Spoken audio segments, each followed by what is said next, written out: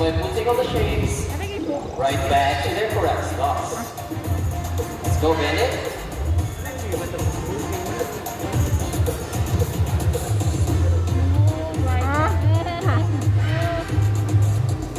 Red Bennett is quite hesitant to fly. It's because of the strong wind.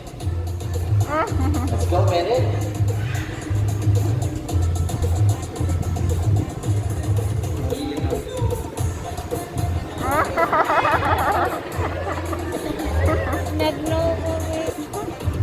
Take note, guys, although the shape of sparkle is a learned behavior, this is not possible without Bennett's intelligence, memory, and perception.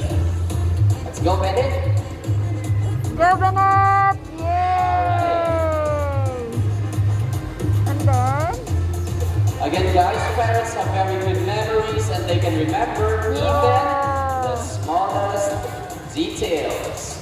They use this skill in the wild to farm food and shelter. Alright, let's shape for you, Bennett. Wow. That's smart, right?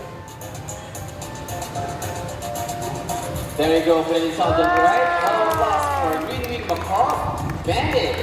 Wow, amazing. Sorry, in the middle. Tudlo lang, pati ka naman ng bird. Center. Bennett? Okay. Now let's call in our psychic bird, Goldie.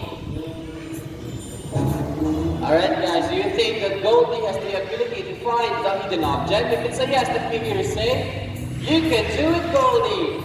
You can do it, Goldie. Alright, Goldie, find the hidden object for us, please. Where could it be? Oh. There you go, she found it. Round of applause for our psychic bird, Goldie.